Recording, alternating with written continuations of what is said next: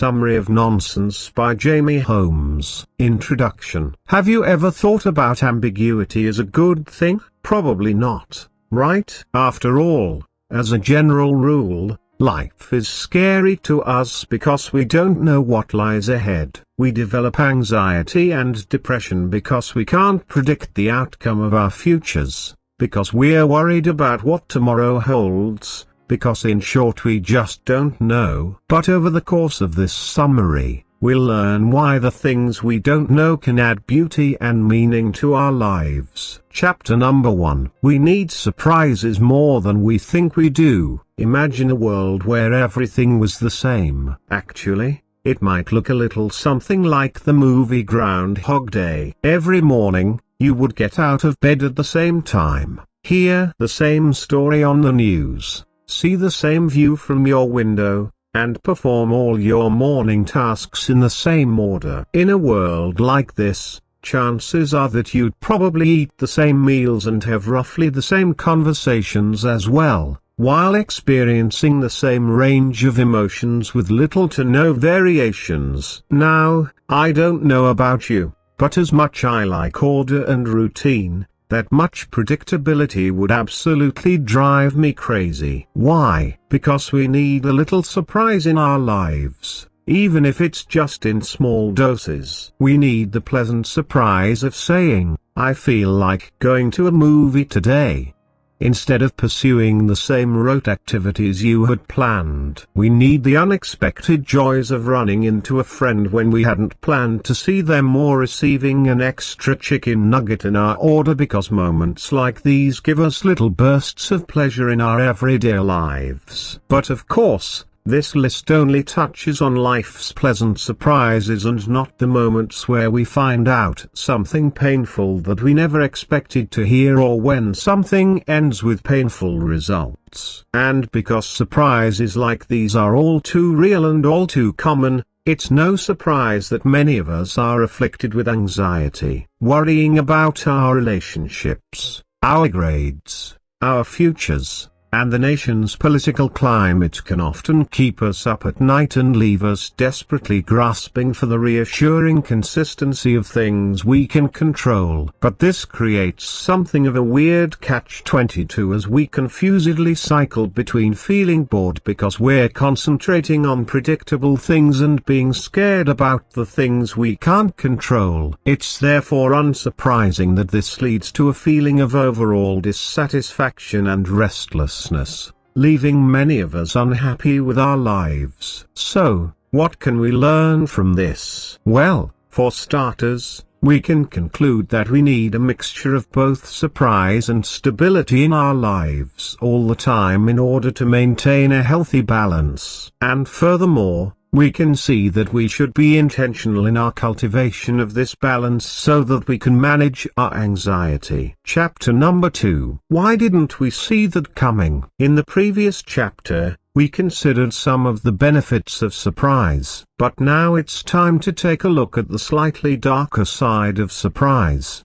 that upsetting moment when something bad happens and we ask, why didn't I see that coming? This is a natural human reaction because, when confronted with a tragic event in our personal lives, a natural disaster, or any other freak occurrence, we often want to know why we didn't anticipate and therefore avoid it. This is a prime example of our tenuous relationship with ambiguity. When we're hit with something we didn't know about, we get upset. We want to believe that if we'd had the information in the first place, we would have made different choices and received a happier outcome. But the author posits that that might not always be the case. And, when you really think about it, knowing the future actually sounds like the kind of superpower that nobody wants. Knowing what happens in the future doesn't give us the freedom to go back and alter what's already happened or what will happen. So what's the point? This might be an especially gloomy superpower to have if your future holds a lot of trouble. If you only have depressing things to look forward to, would you want to spend the rest of your life knowing that?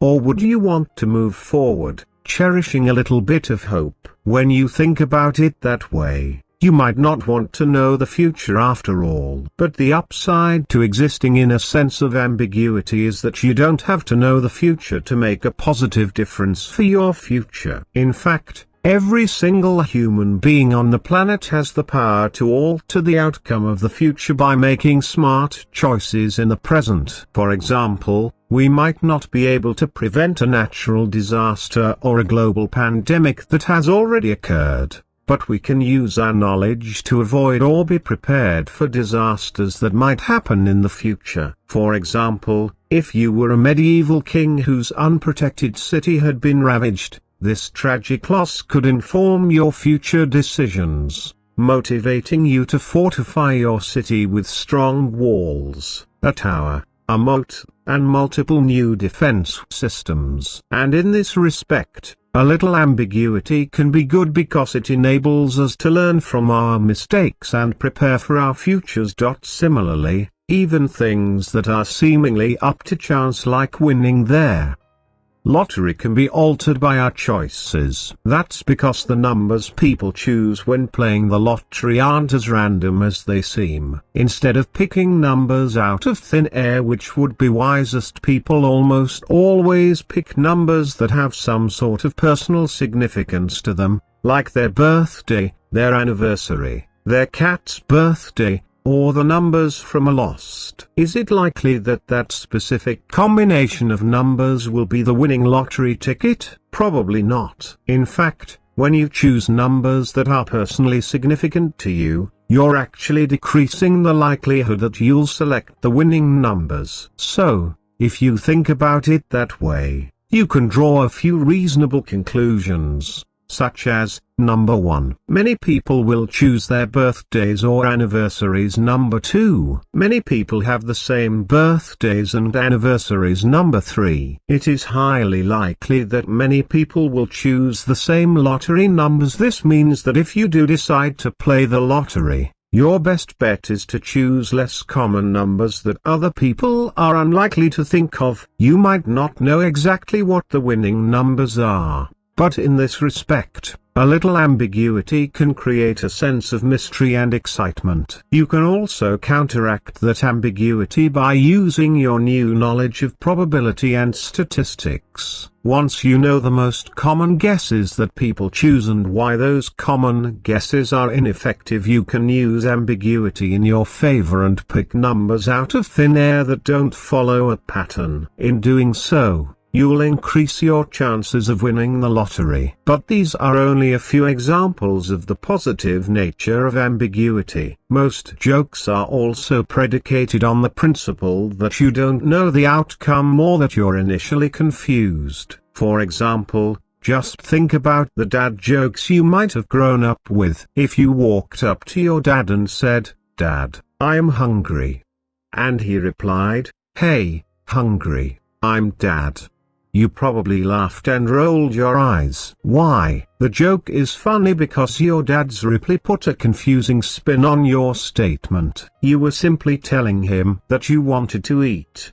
but because he responded as though you were introducing yourself, therefore implying that hungry could be a name as well as an adjective, you weren't expecting that reply because that's a normal thing for someone to say. In short, it was funny because you didn't know it was going to happen. Likewise, if you've ever laughed at a joke or situation that was absurdly nonsensical, you've found humor in ambiguity. So, as you can see from these examples, ambiguity can fulfill many roles in our lives. Although we often think that it's scarier to not know something, the author observes that sometimes certainty is worse. This means that ambiguity can sometimes protect us from a painful reality. Likewise, ambiguity can also be helpful because it can enable us to make guesses or hedge our bets. And lastly, ambiguity can make us laugh. But now that we've considered some of the positive and negative roles uncertainty can play in our lives, it's time to take a closer look at the impact of uncertainty on our morality and development. Chapter number 3. Our fear of ambiguity can breed dangerous conspiracy theories. When something unexpected happens, what do? Your instinct is probably to try and find an explanation for the event. The event in question doesn't have to be a big deal or even something traumatic in nature. In fact, it can be something as simple as your wife sounding hoarse when she tells you, "Good morning." Because your wife's voice isn't always hoarse, you've noticed that something is different. So your first instinct is to ask her about it. You might say something like, "Are you okay? Do you have a sore throat?" to find out what's going on. Similarly, if you run into a friend during a time when they're normally at work, you would notice that this is unusual for them. As a result, you might ask if their work schedule has changed or if they're on a break. These are innocent examples of seeking explanations. They happen all the time and they don't hurt anyone. In fact, they're usually welcome indications that you care about people enough to notice when things seem out of the ordinary. But these examples are only innocent because they're free of bias. When you ask these questions, you're probably not expecting the worst possible outcome as an answer. You're simply seeking information. And that's the key difference that separates these questions from conspiracy theories. Although both cases have a common denominator, seeking information about an unexpected event, as we mentioned in the first chapter,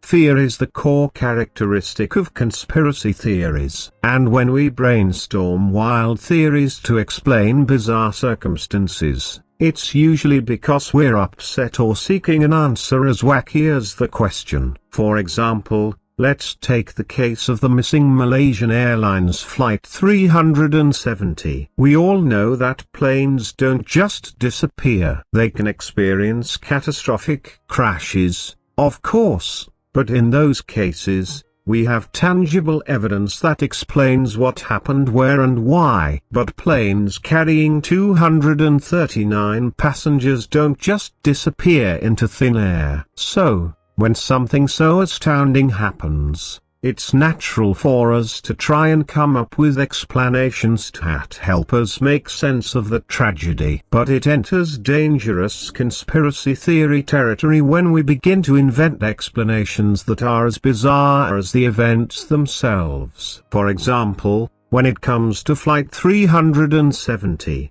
we don't know what happened. There's a strong possibility that we never will, and unfortunately, we don't really have the option of blaming it on something simple like a faulty piece of equipment or a pilot's error. But that doesn't mean that the answer is automatically something preposterous like aliens. However, as shocking as it seems, more than 10% of Americans genuinely believe that aliens are responsible for the mysterious disappearance of Flight 370 and its passengers. And those who believe such theories stick to them with dogmatic confidence. It might sound crazy and maybe believing in aliens is a little kooky, but the logic behind it is pretty understandable. People are understandably confused by such a baffling disappearance, and when conventional explanations don't help them, they turn to something else. They continue to cling to these theories for the same reasons that many of us hold to our political or religious beliefs. They're ours and they comfort us. That's because conspiracy theories aren't inherently crazy at all. Instead, they're a natural psychological process that we engage in when we need to make sense of the inexplicable. But that doesn't mean they're always harmless or innocent. It's okay to brainstorm theories or try to imagine how something happened,